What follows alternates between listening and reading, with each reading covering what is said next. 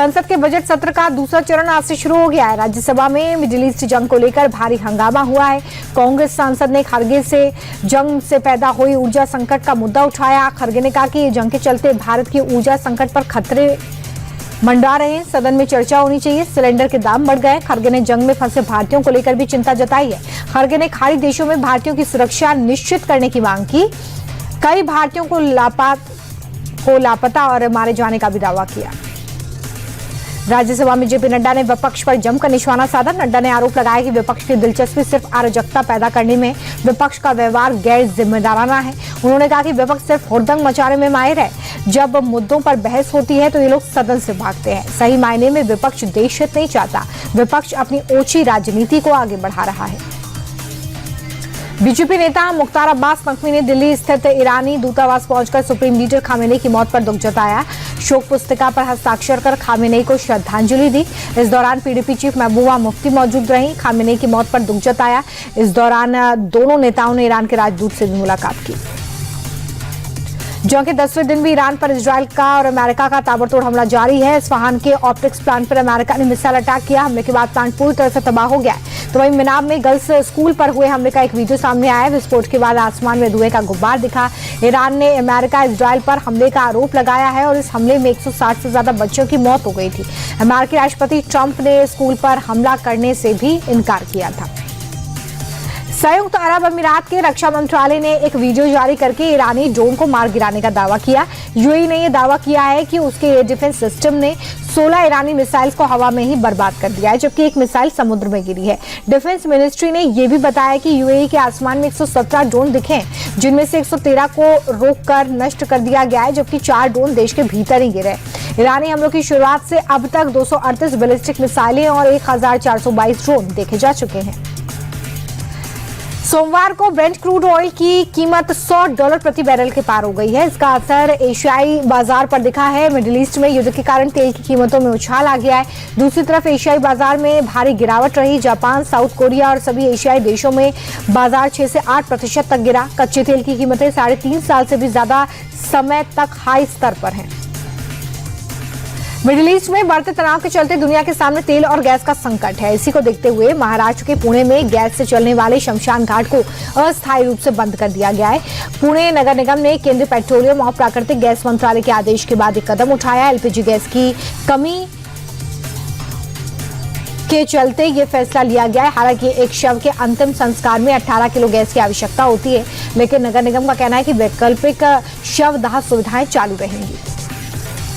दिल्ली को देश की हाईटेक राजधानी बनाने के लिए केंद्र और रेखा सरकार प्रतिबद्ध है। प्रधानमंत्री खुद दिल्ली के मास्टर प्लान को लेकर रणनीति बना रहे हैं। आज प्रधानमंत्री ने इसी को लेकर एक बड़ी बैठक भी की है।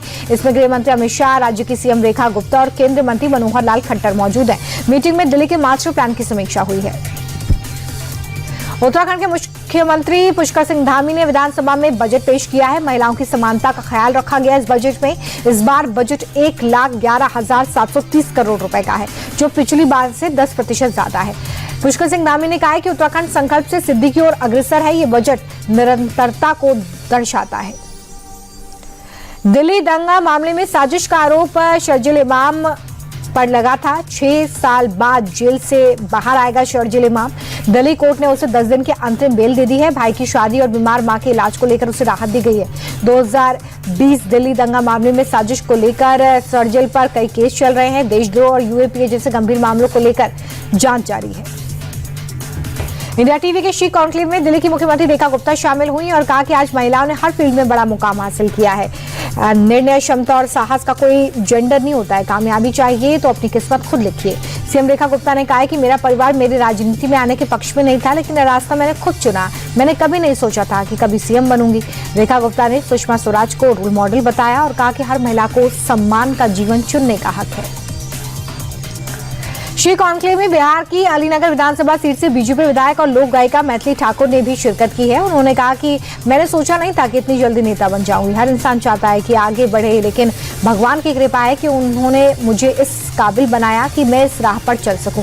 मैथिली ठाकुर ने प्रधानमंत्री को अपना आदर्श बताया। मैथिली ठाकुर ने कहा कि मेरे पिताजी खास ध्यान रखते थे कि बेटा करे ना करे, बेटी को जरूर पढ़ाना है। ऐसे घर में पली बड़ी जहां पर प्राथमिकता के साथ मुझे संगीत में आगे बढ़ाया गया।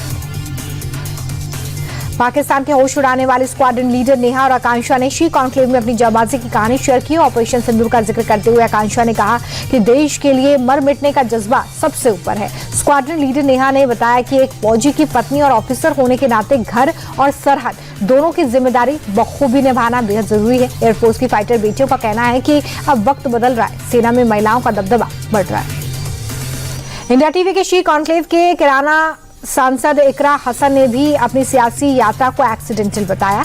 इकरा हसन ने कहा कि राजनीति उनके लिए एक बड़ी जिम्मेदारी है। टिकट बंटवारे पर सवाल उठाते हुए सपा सांसद बोली कि सिर्फ 1-2 टिकट से बदलाव नहीं आएगा, राजनीतिक दलों में भी महिलाओं के लिए रिजर्वेशन जरूरी है।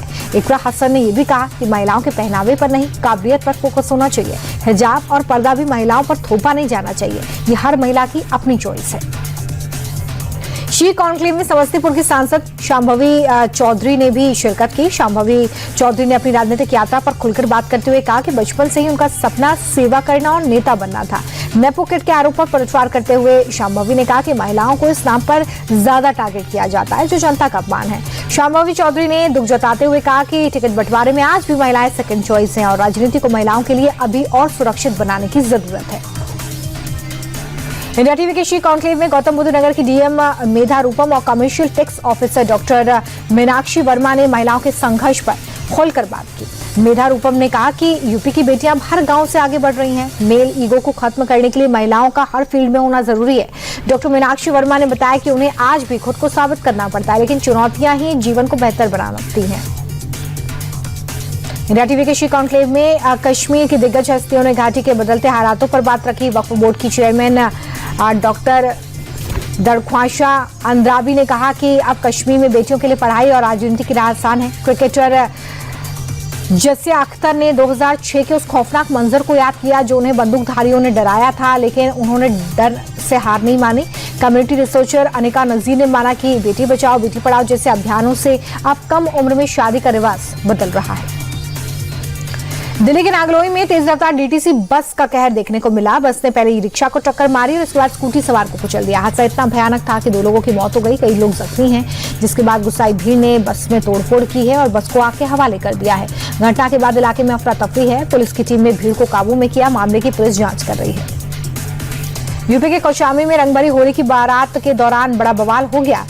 मोहल्ले में 2 पक्षों के बीच में जबरदस्त बवाल हो गया। कहा सुनी के बाद जमकर पत्थरबाजी हुई। सिचुएशन कंट्रोल करने के लिए पुलिस प्रशासन को कड़ी मशक्कत करनी पड़ी। 3 थानों की पुलिस फोर्स को मौके पर बुलाकर मामले को शांत कराया गया। तनाव को देखते हुए फिलहाल पूरे इलाके को भारी पुलिस फोर्स की देखरेख में रखा गया है। कहीं कोई गड़बड़ी ना हो, इसके लिए पुलिस के बड़े अधिकारी भी ग्राउंड जीरो पर हैं। कर्नाटक के हुबली से दिल दहलाने वाली तस्वीर सामने आई, जहां पर एक 22 साल के युवक की एक्सीडेंट में मौत हो गई है। हुबली के विद्यानगर इलाके में युवक अपनी बाइक से घर लौट रहा था। इसी दौरान उसकी बाइक अनियंत्रित होकर डिवाइडर से टकरा गई। टक्कर इतनी ज्यादा जोरदार थी कि युवक का सिर डिवाइडर से लगा और मौके पर ही उसकी जान चली गई। कन्याकुमारी में एक साथ सैकड़ों कछुओं को समंदर में छोड़ा गया है। आप तस्वीरों में देखिए कैसे बेबी टर्टल्स को एक साथ समंदर में छोड़ा गया। समंदर की रेत पर उतरते ही कछुओं की चहलकदमी भी तेज हो गई। वो तुरंत समंदर की तरफ बढ़े। बता दें कि ये सभी कछुए हाल ही में अंडे से बाहर आए हैं। कुछ दिन की निगरानी के बाद इन्हें समंदर में छोड़ा गया है।